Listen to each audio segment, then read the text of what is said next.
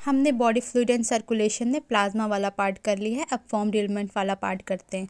Blood में क्या होता है? ब्लड में प्लाज्मा होता है जिसका एक्स्ट्रा सेलुलर मैट्रिक्स होता है जो 55% पार्ट बनाता है, और फॉर्म्ड एलिमेंट जो 45% बनाता है। यानी ब्लड दो कंपोनेंट से मिलकर के होता है, प्लाज्मा और फॉर्म्ड एलिमेंट। प्लाज्मा हमने पढ़ लिया, अब हम फॉर्म्ड एलिमेंट्स की बात करते हैं। फॉर्म्ड एलिमेंट्स से हमारा इराइथ्रोसाइट, ल्यूकोसाइट, प्लेटलेट, इन सबको मिलाकर के फॉर्म्ड एलिमेंट्स बोलते हैं। यानी ब्लड सेल्स हो गए। Formed elements means blood cells होते हैं। अब उन ब्लड सेल्स में सबसे पहले आरबीसी की बात करते हैं, रेड ब्लड सेल्स, इनका दूसरा नाम इराइथ्रोसाइट है। ये मैंने थोड़ा बाइकॉनकेव बनाया, आप देख सकते हैं जो मैंने ऐसे गोला बनाया, क्योंकि जो आरबीसी का शेप होता है बाइकॉनकेव होता है, यानी दोनों तरफ से फरो होता है दोनों साइड से। अब बात करते हैं कि इसको, ये मोस्ट अबंडेंट ब्लड सेल्स होता है। जितने भी ब्लड सेल्स प्रेजेंट होते हैं सबसे अबंडेंट ये होता है। सबसे ज़्यादा अबंडेंट ये क्यों होता है?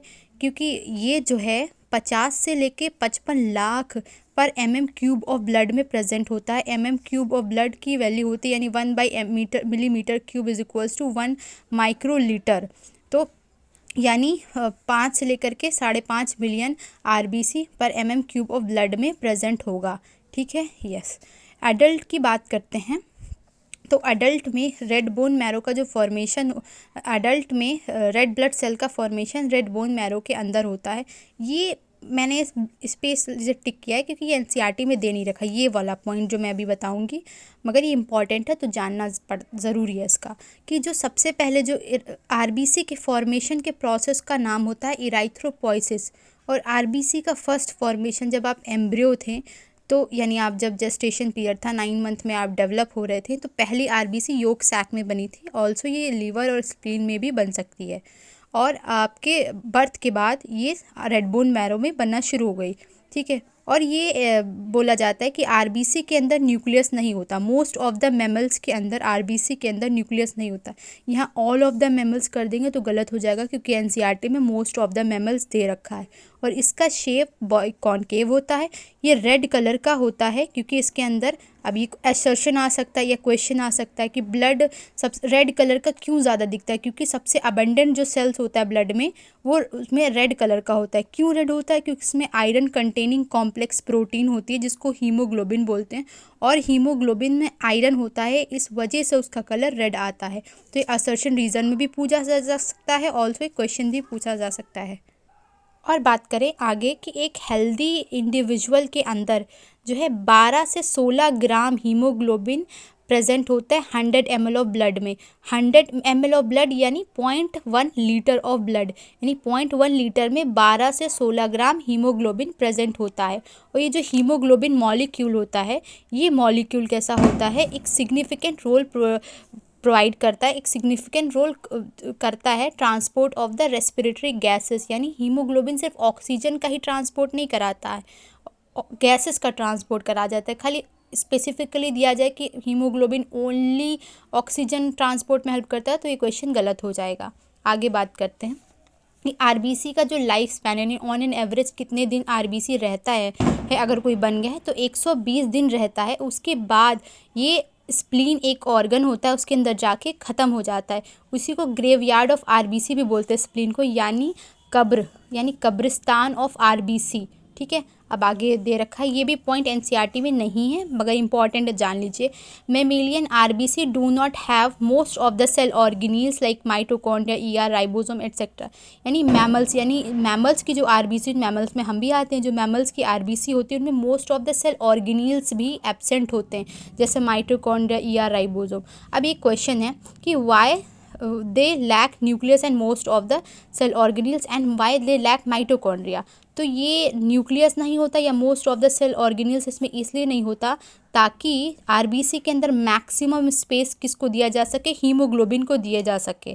ठीक है, और माइटोकॉन्ड्रिया क्यों नहीं होता उसको मैं पढ़ के बताती हूँ, फिर आपको एक्सप्लेन करती हूँ कि mitochondria uses oxygen in aerobic respiration, so mitochondria absent in RBC so that all oxygen filled inside RBC can be transported to the cell. Mitochondria oxygen use करती एरोबिक रेस्पिरेशन के लिए, तो माइटोकॉन्ड्रिया इसीलिए absent है कि अगर हम oxygen डालेंगे और माइटोकॉन्ड्रिया ही उसको ले लेगा तो फिर हीमोग्लोबिन जो ऑक्सीजन को ट्रांसपोर्ट करने में हेल्प करता है वो कैसे करेगा? इसलिए बस, है ना। अब ये देखिए, ये पुराने चैप्टर से लिंक कनेक्ट कर रहा है। हीमोग्लोबिन मतलब यानी ब्रीथिंग से कनेक्ट कर रहा है। हीमोग्लोबिन ऑक्सीजन के साथ बाइंड करता है रिवर्सिबल ऑर्डर में और HbO2 का फॉर्मेशन करता है, यानी ऑक्सी हीमोग्लोबिन, यानी 97% ऑक्सीजन जो है हीमोग्लोबिन, ऑक्सी हीमोग्लोबिन के फॉर्म में ट्रांसपोर्ट होती है और 3% डायरेक्टली प्लाज्मा में डिजोल्व होकर के जाती है। हीमोग्लोबिन CO2 के साथ बाइंड करके HbCO2 बनाता है, कार्ब अमीनो हीमोग्लोबिन बनाता है और 20 से 25% कार्ब अमीनो हीमोग्लोबिन के फॉर्म में CO2 का ट्रांसपोर्ट होता है और जो है 7% डायरेक्टली प्लाज्मा में डिजोल्व होकर के एंड 70% बाइकार्बोनेट आयन के फॉर्म में CO2 का जो है ट्रांसपोर्ट होता है। और RBC के अंदर एक एंजाइम होती है कार्बोनिक एनहाइड्रेस, जो है इसका अच्छा खासा अमाउंट पाया जाता है और उसका थोड़ा बहुत अमाउंट जो है प्लाज्मा के अंदर भी पाया जाता है। और ये रिएक्शन है जो ब्रीथिंग चैप्टर से है, यानी वाटर CO2 के साथ कंबाइन करता है in the presence of carbonic anhydrase, H2CO3 carbonic acid बनाता है। फिर ये कार्बोनिक एनहाइड्रेस के प्रेजेंस में H+ एन हाइड्रोजन कार्बोनेट या बाइकार्बोनेट आयन के फॉर्म में चला, यानी ये 70% जो है CO2 इसके फॉर्म में ट्रांसपोर्ट होती है हमारी बॉडी में, ठीक है, और 20 से 25 इसके फॉर्म में एंड 7% डायरेक्ट प्लाज्मा में डिजोल्व हो जाती है। ऑल्सो एनीमिया क्या कंडीशन होती है, हमने सुना होगा एनीमिया मतलब खून की कमी, यस बोल सकते हैं, बट एनीमिया का टेक्निकल टर्म क्या होता है, जब ऑक्सीजन कैरिंग कैपेसिटी हमारी ब्लड की रिड्यूस हो जाती है तो उस कंडीशन को एनीमिया बोलते हैं। यानी हमारी ब्लड में ऐसा क्या हो गया कि ऑक्सीजन कैरी नहीं कर पा रहा वो, या कैपेसिटी घट गई। तो दो मेन रीज़न है, या तो ब्लड में RBC का नंबर कम हो गया, ब्लड में RBC ख़त्म हो गया मतलब कम हो गया, मतलब ब्लड की कमी हो गई एक तरीके से, है ना, या फिर ब्लड में हीमोग्लोबिन की कमी हो गई। तो दो मेन रीज़न है अनीमिया के, RBC का नंबर कम हो जाना या हीमोग्लोबिन का अमाउंट कम हो जाना। और ये NCERT में नहीं है, बट आप याद रखिए कि पॉलीसाइथीमिया, पॉली का मतलब ही आती है, पॉली मतलब बहु, साइथीमिया यानी ऐसी कंडीशन जब नंबर ऑफ़ RBC इंक्रीज़ कर रहा है, यानी कुछ ऐसी कभी कंडीशन आ गई, मान लीजिए आप एल्टीट्यूड पे जा रहे हैं, आप माउंटेन पे जा रहे हैं, तो जब जैसे जैसे आप हायर एल्टीट्यूड पे जाएंगे एटमॉस्फेरिक प्रेशर घटता जाएगा, तो वहाँ पे अब जो गैसेस जो डिज़ोल्व उनका पार्शियल प्रेशर भी घटेगा। अब आपको ब्रीथिंग सांस लेने में दिक्कत आएगी, तो वहाँ पे आपको माउंटेन सिकनेस हो जाएगी।